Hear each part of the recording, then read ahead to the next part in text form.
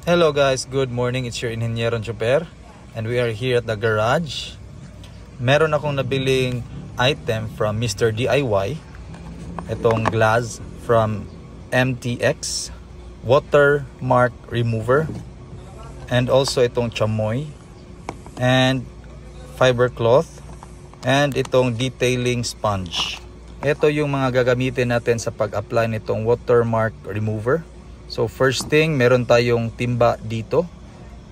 Unang gagawin natin is pupunasan natin siya or huhugasan natin siya para may pakita ko sa inyo yung mga watermarks.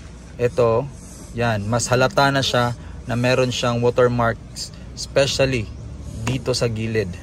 Ayan, if we look closer, dito sa gitna wala masyado, but dito sa gilid, causes ito ng acid rains.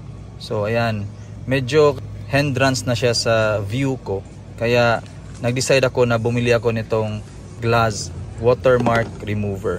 So kahit punasan natin ng chamoys, hindi pa rin yan matatanggal.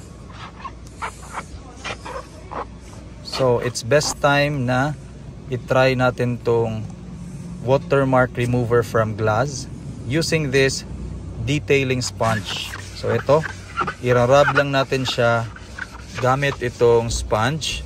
So titignan natin to mamaya yung resulta. So itong may mga affected areas muna yung gagalawin natin, and after punasan natin itong microfiber cloth, and also huhugasan natin siya with water.